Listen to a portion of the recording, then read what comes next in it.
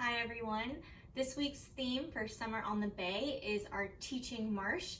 And the best way that we're going to teach you about the marsh today is by doing a short demonstration on the importance of wetlands. And what we have here is we have two paint trays. So one does not have sponges, one does have sponges. So the paint tray itself represents land. So the black one represents land without a wetland. Our red tray represents land with a wetland. The wetland being those sponges, and that's because a wetland it acts like a sponge because it can absorb a lot of things that we're going to be talking about today. So on our land, we are going to put a couple different forms of pollutants because further upstream, we have tons of pollutants that can end up in our waterways. One of those pollutants are sediment. So we have some coffee grounds here to represent that today. But you know, when there's a lot of runoff, a lot of excess sediment can wash down to our waterways. So we are going to sprinkle some sediment on the land without wetlands, and we'll sprinkle some on the land with wetlands. The next thing that we are going to add, another pollutant that's pretty common, we're going to add some fertilizer. So fertilizers are used in a lot of farms, and again, when it rains, a lot of those sediments and that fertilizer can wash down to our waterways, to our wetlands. So we have some sprinkles here to represent that fertilizer, and we'll sprinkle the sprinkles on our land without wetlands and on the land with wetlands. The next pollutant that we're going to talk about is litter. So this can be plastic bottles, it can be aluminum cans, paper. So again, when it rains, all of those pollutants wash into storm drains and eventually down to our wetlands and our waterways. So we have some shredded up paper to represent some litter. So we'll go ahead and sprinkle that on the land without a wetland and the land with a wetland. Perfect.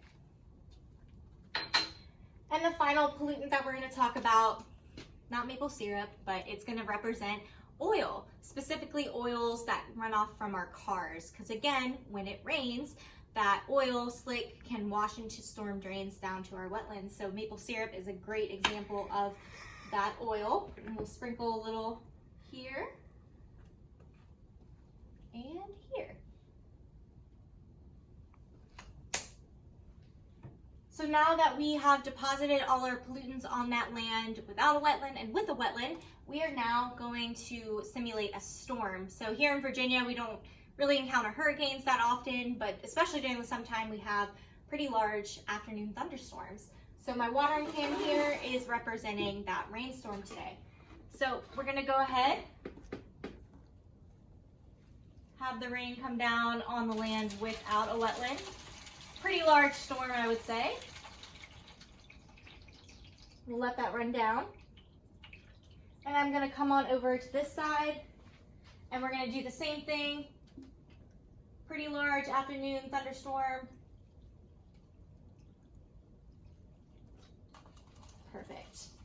So now that is going to rinse down. So again, this is simulating when we have a storm further upland. All of that storm water we call will wash into storm drains that's not filtered, eventually into creeks and rivers, and down to our marshes and eventually our oceans. So now that our storm has passed, we are going to look at what happened. So I'm going to remove our land without a wetland. Yep, and as you guys can see here, all of this is what has washed into our oceans and into our marshes. So you see a lot of that sediment, you see some fertilizer, you see a lot of litter here, and there is some oil slick on here from that motor oil. So unfortunately, a lot of pollutants ended up in our waterways because there wasn't a wetland there. And to show how important wetlands are, if we switch on over to this side, we'll remove this guy. You'll notice in our pan here, it's fairly clean. You know, some things got through. I see a little bit of sediment, a little fertilizer, and a little bit of that, that litter that washed down, but relatively pretty clear. So that wetland did a really great job of acting like a sponge, and it absorbed a lot of those pollutants and prevented it from entering our waterways. And that's exactly why we want to ensure that our wetlands stay nice and healthy. We want to educate people about why they're so important. Some people might think they're pretty smelly, don't really understand the importance of them. So I hope this was a great example of why we really do value our wetlands and why our marshes are beautiful. Thank you guys.